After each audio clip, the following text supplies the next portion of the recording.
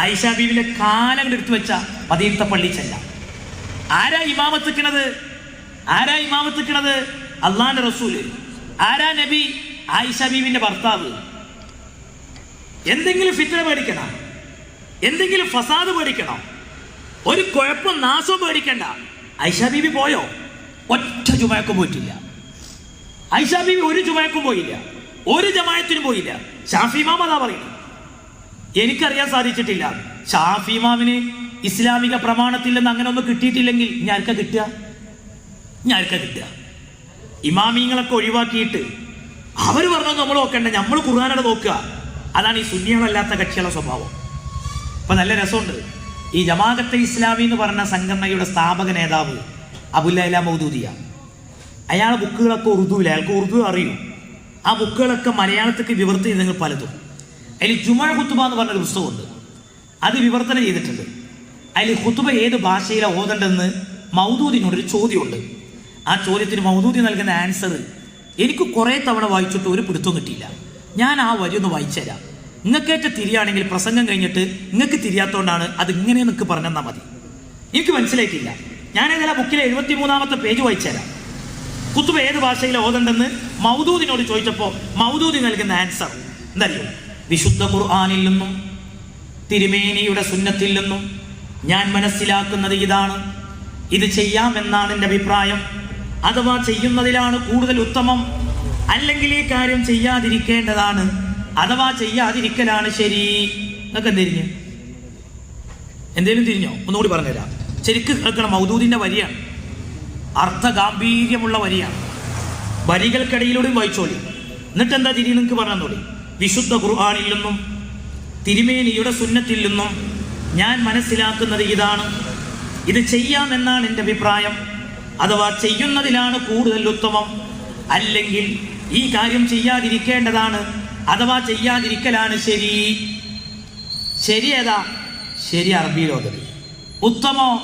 ഉത്തമം മലയാളത്തിൽ ഓതല്. അപ്പൊ ഞമ്മക്ക് തിരിയേണ്ടതറിയോ?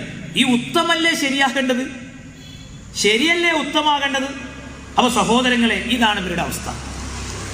ഇതാണിപ്പോ ഇവരുടെ അവസ്ഥ. ഷാഫി ഇമാമിനൊക്കെ ഒഴിവാക്കിയിട്ട് ഇങ്ങനത്തെ ആൾക്കാരെ പിന്തുടർന്നാൽ ഇതിലും വലിയ ഗതികേട് വരും. ഇപ്പോ സലഫികൾ ഒരു നേതാവുണ്ട്, ഒരു മൗലവി. അയാളൊരു ചോദ്യം ചോദിച്ചു, ഈ സ്ത്രീധനം ഹറാമാണെന്ന് ഖുർആനിലുണ്ടോന്ന് ചോദിച്ചു. അപ്പൊ അയാളതിന് പറഞ്ഞ മറുപടി ഉണ്ടല്ലോ, എനിക്ക് ചിരിയൊന്നും തോന്നി. ഇവർക്കൊക്കെ എന്താ പറഞ്ഞൂടായി? അയാൾ പറയാം, അതെങ്ങനെ ഖുർആനിലുണ്ടാകുക? അതെന്തേ? അതിപ്പോ ഖുർആൻ ഇറക്കണ കാലത്ത് അള്ളാഹ്ക്ക് അറിയില്ലല്ലോ അങ്ങനെ ഒരു മുസീബത്തിന് വരാണ്ട് എന്നുള്ളത്. ആ പ്രസംഗം എൻ്റെ അടുത്തുണ്ട്. എങ്ങനെ? ഖുർആൻ ഇറക്കിയപ്പോ ഒന്നും നിലയല്ലല്ലോ, അത് 14 നൂറ്റാണ്ട് മുമ്പല്ലേ, 23 കൊല്ലക്കാലം എടുത്തിട്ടല്ലേ നബിതങ്ങൾക്ക് ഇറക്കി കൊടുത്തത്. അള്ളാഹ്ക്ക് അന്ന് അറിയോ അങ്ങനെ ഒരു മുസീബത്തിന് വരാണ്ട് എന്നുള്ളതെന്ന്? അപ്പൊ ഏതാവരെ പറച്ചോന്? ഇതൊക്കെ ഞാൻ തമാശ പറയല്ല, ഇതിങ്ങനെ പഠിച്ചാൻ അറിയാണ്ടല്ലോ. ഒരു കഥല്ലാത്ത ഒരു തരം ഒരു കോമാളിക്കൂട്ടം. അള്ളാഹു നമ്മളെ കാത്തു രക്ഷിക്കട്ടെ. നമ്മൾ ശ്രദ്ധിക്കണം ഉമ്മമാരെ. ദീന് എന്ന് പറഞ്ഞാൽ ഇതൊന്നും അല്ലട്ടോ.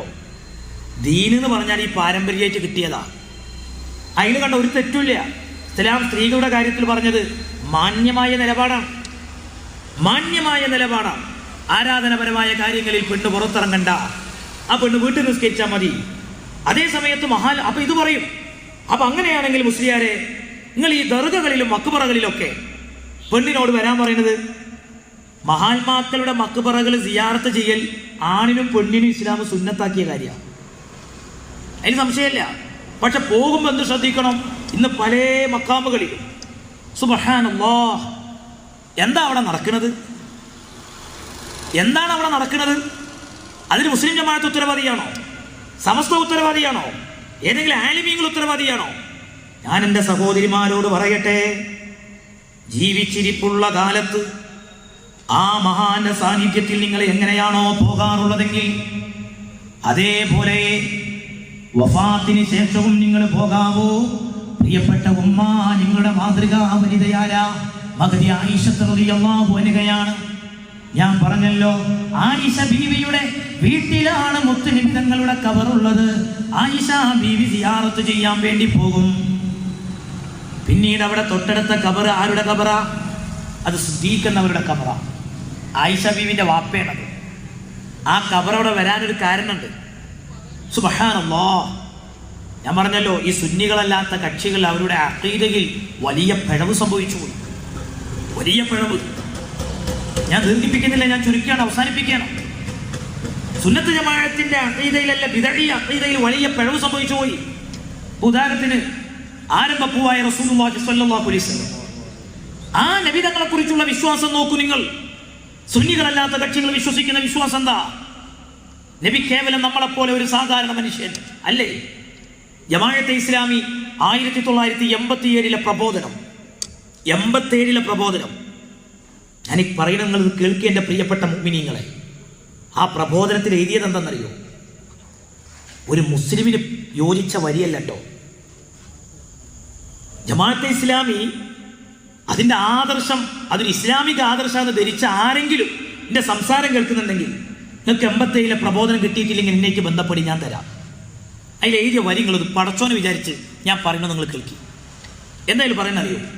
മുഹമ്മദ് നബിയുടെ സ്വല്ലല്ലാഹു അലൈഹി വസല്ലം ഭൗതിക ശരീരം മണ്ണിനോട് ചേർന്നു പോയി.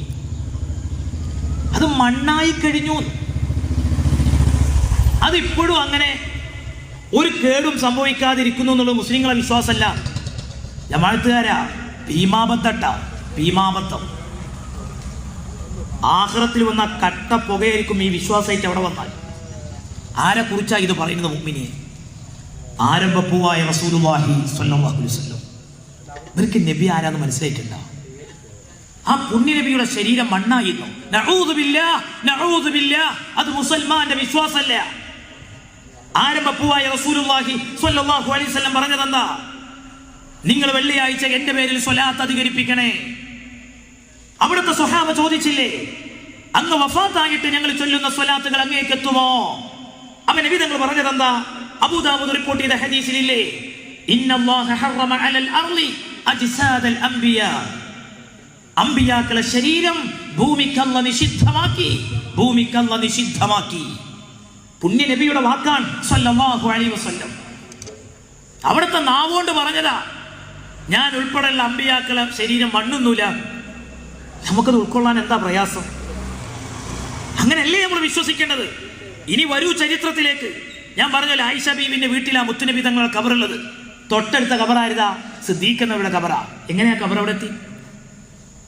ആയിഷ ബീവി വാപ്പല്ലേ എന്ന് വിചാരിച്ചിട്ട് അടക്കം ചെയ്തതല്ല. എന്റെ വാപ്പല്ലേ, അതുകൊണ്ട് ഇവിടെ ഞാൻ ഖബറടക്കിക്കോളാന്ന് കരുതിയിട്ട് ചെയ്തതല്ല. അതിന്റെ പിന്നിലൊരു ചരിത്രമല്ലേ, ഇമാമിങ്ങൾ രേഖപ്പെടുത്തിയിട്ടില്ലേ? സിദ്ദീഖ് എന്നവരുടെ ജീവിതകാലത്ത് വസിയ്യത്ത് ചെയ്യണം. എന്താ വസിയ്യത്ത്? ഞാൻ മരിച്ചിട്ടുണ്ടെങ്കിൽ എൻ്റെ മയ്യത്ത് കുളിപ്പിച്ച് കഫൻ ചെയ്ത് എൻ്റെ മയ്യത്ത് നിങ്ങൾ കൊണ്ടുപോകണം, റൗള ശരീഫിന്റെ മുന്നിൽ കൊണ്ടുപോയി ഇറക്കി വെക്കണം. എന്നിട്ട് ആരംഭപ്പൂവായ റസൂലുള്ളാഹി സ്വല്ലല്ലാഹു അലൈഹി വസല്ലം തങ്ങളെ, വഫാത്തായ നബിയെ വിളിക്കണം, എൻ്റെ ഹബീബിനോട് സലാം പറയണം, എൻ്റെ ഹബീബിനോട് സമ്മതം ചോദിക്കണം. അങ്ങയുടെ പ്രിയപ്പെട്ട കൂട്ടുകാരന്റെ ഭൗതികമായ ശരീരം ഇതാ യാ റസൂലല്ലാഹ് അങ്ങയുടെ ഖബറിന്റെ ചാരത്തുണ്ട്. അങ്ങേക്ക് സമ്മതമുണ്ടെങ്കിൽ അങ്ങോട്ട് കൊണ്ടുവരാം, ഇല്ലെങ്കിലോ ജന്നത്തുൽ ബഖീഇൽ കൊണ്ടുപോയി മറവ് ചെയ്യാം. സിദ്ദീഖ് എന്നവരുടെ താല്പര്യം അങ്ങനെയാണ്. ഓലത് പറഞ്ഞു ഓരോ കൂട്ടുകാരോട്, നിങ്ങൾ അങ്ങനെ ചെയ്യണട്ടാ. സിദ്ദീഖ് തങ്ങളെ വഫാത്ത് നടന്നു. കൂട്ടുകാർ പറഞ്ഞ പോലെ ചെയ്തു. എന്താ ചെയ്തത്? കിതാബ് കാണാം. റാസി ഇമാം വിശദീകരിക്കണില്ലേ ഈ സംഭവം? ഇല്ലേ? കിതാബിൽ കാണാം, തഫ്സീറിൽ കാണാം. സഹോദരങ്ങളെ, സഹോദരിമാരെ, സിദ്ദീഖ് എന്നവരുടെ ജനാസ കൊണ്ടുപോയി റൗള ഷരീഫിന്റെ പരിസരത്ത് വെച്ചു. എന്നിട്ട് മുത്തുനബി തങ്ങളെ വിളിച്ച് സലാം പറഞ്ഞു. അവിടത്തോട് സമ്മതം ചോദിക്കുകയാണ്. യാ റസൂലല്ലാഹ്, അങ്ങയുടെ പ്രിയപ്പെട്ട കൂട്ടുകാരൻ അബൂബക്കർ ഇതാ അങ്ങയുടെ വാതിൽക്കൽ. അങ്ങേക്ക് സമ്മതമുണ്ടെങ്കിൽ അങ്ങോട്ട് കൊണ്ടുവരാം, ഇല്ലെങ്കിലോ ജന്നത്തുൽ ബഖീഇൽ അടക്കം ചെയ്യാം. ജമാഅത്തുകാരൻ എന്താ 57 പ്രബോധനത്തിൽ എഴുതിയത്? നബി മണ്ണായി എന്നല്ലേ? അല്ലേ? അങ്ങനല്ലേ എഴുതിയത്? അതിനെതിരുള്ള ഒന്നും ഈ ലേഖകൻ കണ്ടിട്ടില്ല എന്നാ ലേഖനത്തിലുള്ളത്. മൂപ്പര് കാണാത്തൊന്നും ദീനിലില്ല എന്നാ. വല്ലാത്ത തമാശക്ക. അങ്ങനെയൊക്കെ വിശ്വസിക്കാവോ? പ്രിയപ്പെട്ടവർ, എന്താ സംഭവിക്കുന്നത്? ആരംഭപ്പൂവായ റസൂലുള്ളാഹി സ്വല്ലല്ലാഹു അലൈഹി വസല്ലം അവരുടെ ഖബർ ശരീഫിൽ നിന്നതാ ഒരു പ്രത്യുത്തരം വരികയാണ്. അശരീരി കേൾക്കുകയാണ്, അദ്ഖിലിൽ ഹബീബ ഇലൽ ഹബീബ്, എന്റെ ഹബീബിനെ ഇങ്ങോട്ട് കൊണ്ടുവരൂ, എന്റെ ഹബീബിനെ ഇങ്ങോട്ട് കൊണ്ടുവരൂ എന്ന് പരിശുദ്ധ റസൂൽ മുഹമ്മദ് മുസ്തഫ സല്ലല്ലാഹു അലൈഹി വസല്ലം. അവിടുന്ന് ആ മറുപടി കിട്ടിയപ്പോൾ അങ്ങോട്ട് കൊണ്ടുപോയത്, എന്നിട്ട് അവിടെ അടക്കം ചെയ്യുന്നത്. ആയിഷ റളിയല്ലാഹു അൻഹ പഴയതുപോലെ സിയാറത്തിന് പോയി. അത് പറയാനാ ഞാൻ അത് പറഞ്ഞത്. ഉമ്മമാരിത് കേൾക്കണം. ഒന്ന് ഭർത്താവ്, ഒന്ന് പൊന്നുപ്പ. ആയിഷ ബീവിക്ക് അന്യരല്ലല്ലോ, വേണ്ടപ്പെട്ടവരല്ലേ. മൂന്നാമത്തെ ഖബർ അവിടെ വന്നു. അതാര ഖബറ? അവിടെ ഉമർ തങ്ങളെ ഖബർ. അതെങ്ങനെ അവിടെ എത്തി? ഉമർ തങ്ങളെ ഖബർ എങ്ങനെ അവിടെ എത്തി? ഇതൊക്കെ നമ്മൾ പഠിക്കട്ടെ.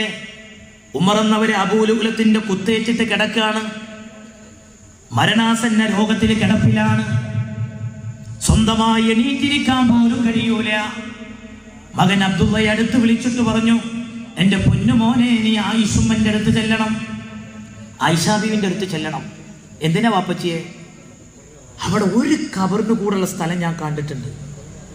എൻ്റെ 2 കൂട്ടുകാരുടെ അടുത്ത് ഒരാൾക്കും കൂടി കിടക്കാൻ അന്ത്യവിശ്രമത്തിനുള്ളൊരു സ്ഥലം ഞാൻ കണ്ടിട്ടുണ്ട്. അതെൻ്റെ ഉപ്പാക്ക് തരുമോന്ന് ചോദിക്കട മോനെ, ആയിഷുമ്മാൻ്റെ അടുത്ത് ചോദിച്ചു പോവാന്ന് പറഞ്ഞു. ശരി പറ്റി, ഞാൻ പോയിക്കോളാം, ചോദിച്ചോളാം. അങ്ങനെ മകൻ അബ്ദുള്ള റളിയല്ലാഹു അൻഹുവിനെ പറഞ്ഞയച്ചു മൃതങ്ങൾ. ആരടുത്തേക്ക് എന്നറിയും? ആയിഷാ ബീവിൻ്റെ അടുത്ത്. ആയിഷാ ബീവിൻ്റെ അടുത്ത് ചെന്നു, കാര്യങ്ങളൊക്കെ പറഞ്ഞു. ആയിഷാ ബീവി ഇത് കേട്ടപ്പോൾ പറഞ്ഞു, ആ സ്ഥലം ഞാൻ എനിക്ക് വേണ്ടി കരുതി വെച്ചതാണ്. ആരാ കൊതിക്കാത്തത്? ലോകത്തിൻ്റെ നേതാവിൻ്റെ ചാരത്ത് കിടക്കാൻ ആരാ കൊതിക്കാത്തത്? അതിനോളം ഏറ്റവും മഹത്തുള്ളൊരു മണ്ണ് വേറുണ്ടോ? ഒരാശിക്ക് കൊതിക്കൂലേ മദീനയിൽ? അവിടെ കിടന്ന് മരിക്കാൻ കൊതിക്കാത്തൊരാശിക്കുണ്ടോ? നമ്മളൊക്കെ തീർന്നതല്ലേ മരണം മദീനയിൽ വെച്ചാക്കി തരണേ. ആ മണൽത്തരികൾക്ക്, മൺതരികൾക്ക് എത്ര മഹത്വമാവുള്ളത്. ഏതായിരുന്നാലും ആയിഷാ ബീവി പറഞ്ഞു, ഞാൻ എനിക്ക് വേണ്ടി കരുതിയതായിരുന്നു. നിങ്ങളെ വാപ്പ ചോദിച്ചു അല്ലേ? ആ വാപ്പ ചോദിച്ചു. എന്നാൽ ഞാൻ ശരി, വാപ്പാക്ക് ഞാൻ സംബന്ധം തന്നു. അപ്പം എന്നോട് ആയിക്കോട്ടെ എന്ന് പറഞ്ഞാലേ മോൻ തിരിച്ചു പോന്നു. മൃതങ്ങൾ ഇങ്ങനെ ദൂരേക്ക് കണ്ണും നട്ട് നോക്കിയിരിക്കുക, മോൻ്റെ വരവ് കാത്തിട്ട്. സ്വന്തമായിട്ട് എണീറ്റിരിക്കാനൊന്നും കഴിയൂലല്ലോ. മകന്റെ നിറം കണ്ടപ്പോ അടുത്ത് നിൽക്കുന്ന ആളുകളോട് പറഞ്ഞു, നിങ്ങൾ എന്നെ ഒന്ന് പിടിച്ച് ഇരുത്തിത്തരി, എൻ്റെ മോൻ വരുന്നുണ്ട്, എൻ്റെ മോൻ വരുന്നുണ്ട്. ഉമർ റളിയല്ലാഹുവിന്റെ മോൻ അടുത്തെത്തി, ബാപ്പനോട് സലാം പറഞ്ഞു. സലാം മടക്കിയ ഉടനെ ഉമർ തങ്ങൾ ചോദിച്ച ചോദ്യം എന്താണെന്നറിയോ? മോനെ, പോയ കാര്യം എന്തായി ചോദിച്ചു. അപ്പൊ പറഞ്ഞു, അപ്പാ ആയിഷുമ്മ സമ്മതം തന്നിരിക്കുന്നു. അല്ലാഹു അക്ബർ, അല്ലാഹു അക്ബർ, തുള്ളിച്ചാടി. എന്തൊരു സന്തോഷം. ഉമർ തങ്ങൾ എന്നിട്ട് പറഞ്ഞൊരു വാക്കുണ്ട്, ഇതിനേക്കാളും ഉമറിന് കിടക്കാൻ ബെറ്ററായ പ്ലേസ് അള്ളാന്റെ ഭൂമി ലോകത്ത് വേറുണ്ടോന്ന്. അങ്ങനെയാ ഉമർ തങ്ങളെ ഖബർ അവിടെ എത്തിയത്. സുബ്ഹാനല്ലാഹ്. ഇനി ഞാൻ പറയുന്ന കാര്യം കേൾക്കണം പ്രിയപ്പെട്ട ഉമ്മമാരെ. ആയിഷ ബീവി പഴയതുപോലെ സിയാറത്തിന് പോയില്ല. എന്തേ കാരണം? ഒന്ന് ഭർത്താവാ, മറ്റൊന്ന് പൊന്നുപ്പയാ. ഉമർ തങ്ങൾ അന്യപുരുഷനാണ്. പൂർണ്ണമായി ഹിജാബ് പാലിക്കാതെ ആയിഷ ബീവി പോയില്ല പെങ്ങളെ, ഖബർ സിയാറത്തിന് പോയില്ല. തിരുവനന്തപുരം ഭീമാപള്ളിയിൽ സിയാറത്തിന് പോകുന്നവരെ, ഈ പരിസരത്തുള്ള മസാറുകളിൽ, മഖാമുകളിൽ സിയാറത്തിന് പോകുന്ന പെങ്ങളെ, നീ തലമറക്കാതെ പോകല്ല പെങ്ങളെ. നീ കൈതണ്ട പുറത്ത് കാണിച്ച് നടത്ത് ആ മഖബറ സിയാറത്തിന് പോകല്ല പെങ്ങളെ. എന്റെ പ്രിയപ്പെട്ട ചെറുപ്പക്കാരാ, കല്യാണം കഴിച്ചിട്ട് ഭർത്താവിന്റെ കൂടെ പെണ്ണ് ഹണിമൂൺ ആഘോഷിക്കാൻ പോകുന്നത് പോലും ഇന്ന് പലരും മഖബറകളിലാണ്. എന്തൊരു ദുരാചാരമാണ്. പോകല്ല ചെറുപ്പക്കാരാ.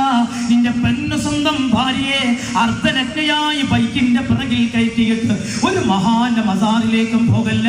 പൂർണ്ണമായ ഹിജാബ് പാലിക്കണം. തലമറക്കാതെ പോകല്ല, കൈതണ്ട മറക്കാതെ പോകല്ല. അല്ലാഹുവിന്റെ റസൂലിന് നരകം കാണിച്ചു കൊടുത്തപ്പോ നരകത്തിൽ ഏറ്റവും അധികം പെണ്ണുങ്ങളാ, നരകത്തിൽ ഏറ്റവും അധികം പെണ്ണുങ്ങളാ. അല്ലാഹുവിന്റെ റസൂലിന്റെ കാലത്തെ പെണ്ണുങ്ങൾ ആവലാതി പറഞ്ഞിട്ടില്ലേ? എന്താ ഞങ്ങളധികം നരകത്തിൽ കിടക്കാൻ കാരണം?